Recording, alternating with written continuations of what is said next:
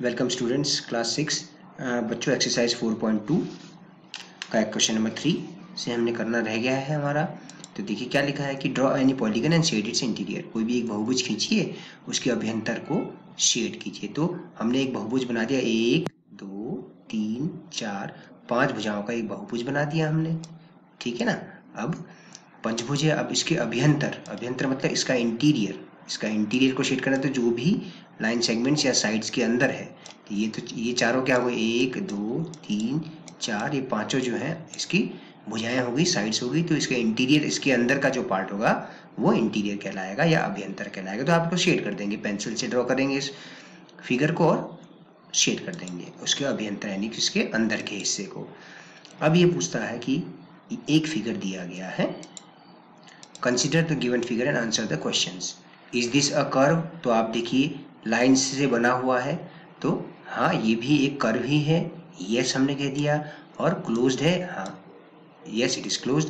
क्या है, एक वक्र है, हाँ। क्या है, बंद है, हाँ। हालांकि यह वक्र जो है किस प्रकार, ये वक्र है क्या, ये वक्र, इस वक्र का एक स्पेशल नाम है, एक स्पेशल नाम है इस वक्र का, उसका नाम है बहुभुज। ये केवल भुजाओं से बनी हुई है ना। तो बहुभुज भी क्या होते हैं, वक्र ही होते हैं। तो all the polygons are one kind of curve only, okay. तो this one is a polygon, this one is a polygon, so we are sure that it is a curve. What is the definition of polygon? Polygon means a curve made up of line segments only, ठीक है। बहुभुज की परिभाषा क्या होती है, ऐसा बंद वक्र जो केवल रेखाखंडों से बना होता है, ठीक है। तो ये हो गया इस क्वेश्चन का आंसर। क्वेश्चन नंबर 5 देखिए, इलस्ट्रेट इफ पॉसिबल, अगर पॉसिबल है तो एक रफ डायग्राम बनाइए। A closed curve that is not a polygon, तो हमने एक सर्कल बना दिया, क्लोज्ड कर्व है सर्कल, ठीक है। पॉलीगन नहीं है क्योंकि लाइन सेगमेंट से नहीं बना होता सर्कल। अच्छा, an open curve made up of entirely line segments, तो हमने इस तरह से लाइंस बना दी, हमने ऐसे ड्रॉ कर दी, है ना। ओपन रख दिया इसको, इसके सिरे को मिलाया नहीं, इसके एंड पॉइंट्स को मिलाया नहीं हमने। अच्छा, a polygon with two sides, तो अगर हम दो साइड लेके ऐसा बनाए, दो साइड, तो एक टी अक्षर बन जाए सपोज, या हो सकता है कि ऐसा कुछ बन जाए। तो आपका जो है पॉलीगन नहीं बनेगा वो, क्योंकि ये तो क्या है, ओपन है। पॉलीगन क्या होता है, क्लोज्ड होता है, क्लोज्ड होता है, लाइन सेगमेंट से बना होता है। तो not possible, why? Because smallest polygon is a triangle, सबसे छोटा पॉलीगन क्या है, ट्राइंगल है, ठीक है। बच्चों क्या है क्वेश्चन ये है कि रफ आकृतियां बनाकर यदि संभव हो तो निम्न को स्पष्ट कीजिए। एक बंद वक्र जो बहुभुज नहीं है, तो हमने एक वृत्त बना दिया, ठीक है। बहुभुज नहीं है क्योंकि ये रेखाखंडों से नहीं बना होता वृत्त, है ना। दूसरा क्या है, केवल रेखाखंडों से बनी हुई खुली वक्र, तो केवल रेखाखंड से खुली हुई वक्र बना दीजिए, रेखाएं मिला दीजिए, तो जहां पर दो रेखाएं मिलेगी वहां शीर्ष मिलेंगे आपको। अब जो अंतिम शीर्ष होगा वो प्रारंभिक शीर्ष से जाके नहीं मिलेगा, खुला रहेगा यहाँ पर ये हिस्सा, ठीक है ना। अच्छा, दो भुजाओं वाला बहुभुज बनाना संभव नहीं है, असंभव है दो भुजाओं वाला बहुभुज, क्योंकि सबसे छोटा बहुभुज तो त्रिभुज होता है ना। क्योंकि अगर हम दो भुजाओं को ऐसे भी लें तब भी देखिए बहुभुज तो बनेगा नहीं। बहुभुज क्या होता है, रेखाखंड से बना हुआ बंद वक्र होता है, तो ये तो बंद हो ही नहीं पाएगा दो भुजाओं में, ठीक है। तो इसलिए इसका उत्तर क्या है, असंभव। दो भुजाओं वाला बहुभुज बनाना असंभव है, क्योंकि सबसे छोटा बहुभुज त्रिभुज होता है, सबसे छोटा बहुभुज तीन भुजाओं का बना हुआ। अच्छा, अब हम बात करते हैं एक्सरसाइज 4.3 की। बच्चों एक्सरसाइज 4.3 में देखिए, name the angles in the given figure. हमने एंगल्स के बारे में डिस्कस किया था कि क्या क्या होता है एंगल्स, कि भाई अगर कोई दो लाइंस हों या कोई दो रेज हों, उनमें एक पॉइंट कॉमन हो, तो वो एंगल फॉर्म करता है। कि मान लीजिए इसका नाम पी क्यू आर होता, तो इस एंगल का नाम क्या है, पी क्यू आर। हम कैसे कहते हैं, एंगल पी क्यू आर, है कि नहीं। ऐसा हमने पिछले दिनों डिस्कस किया हुआ है। तो इस प्रश्न का उत्तर देने के लिए, इस क्वेश्चन का आंसर देने के लिए, name the angles in the given figure, okay.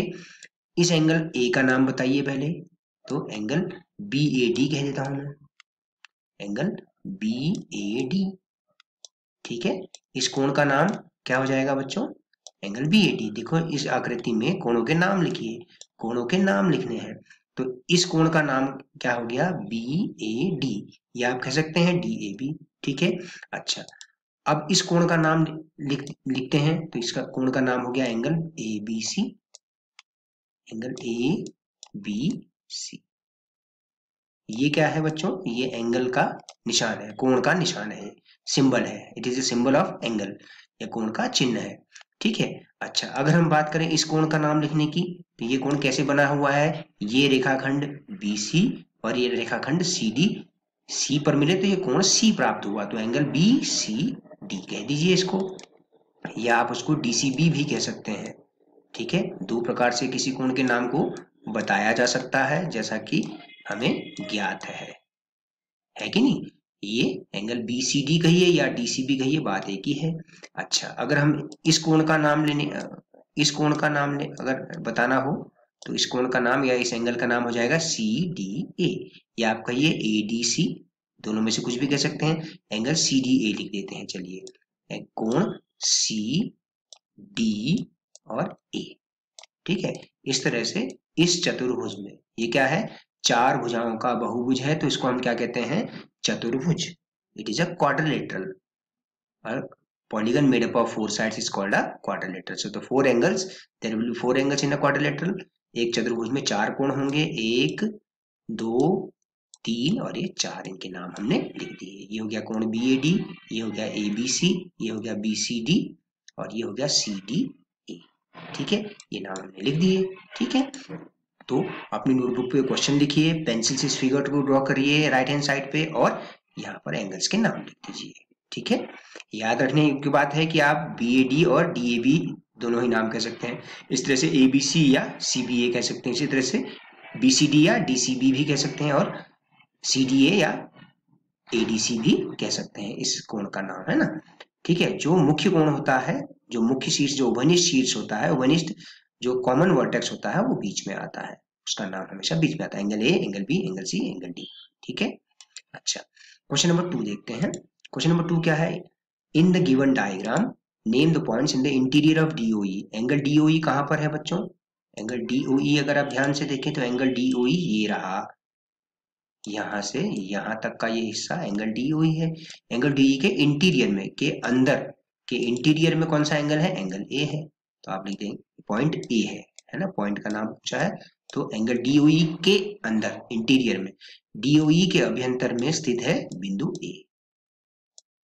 ठीक है, इसका उत्तर हो गया बिंदु A, DOE कोण के अंदर, अभ्यंतर, है ना। In the exterior of EOF, तो आप देखिए EOF कहाँ है, आप EOF को देखिए, आप EOF को देखिए, EOF आपका ये रहा, EOF कोण आपका ये रहा, EOF एंगल आपका ये रहा, है ना।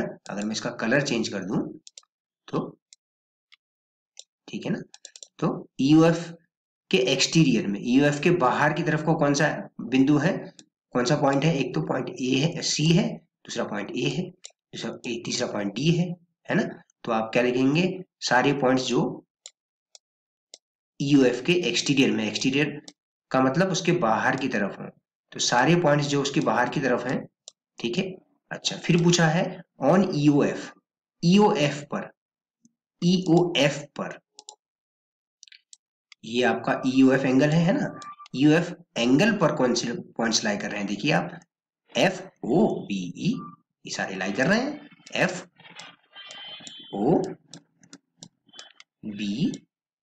और ये जो है, ये पॉइंट एंगल EOF पर स्थित है।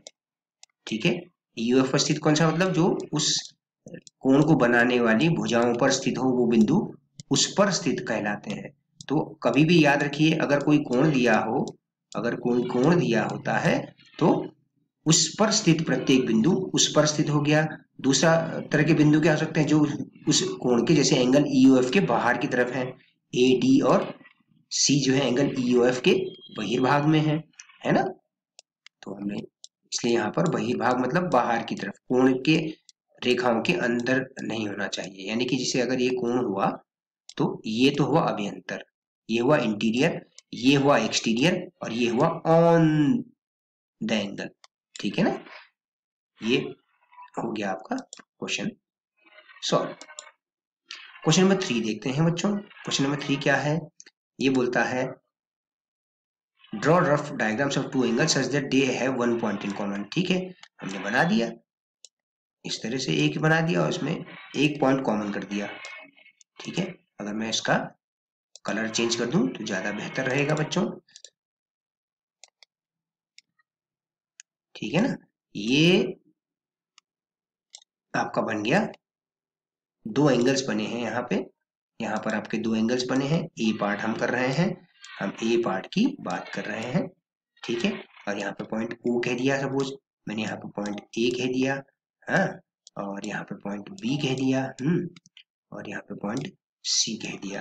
तो अब आप देखिए एंगल ए ओ बी और बी ओ सी में एक पॉइंट कॉमन है। ठीक है, तो ये आपका ए पार्ट है।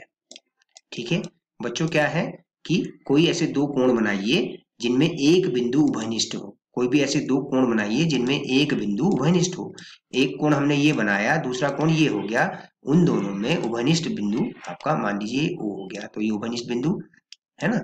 ए, यहाँ पर मैंने बी कह दिया, यहाँ पे पॉइंट सी कह दिया। तो कोण ए ओ बी, कोण ए ओ बी तथा बी ओ सी में एक बिंदु उभयनिष्ठ है, बिंदु ओ।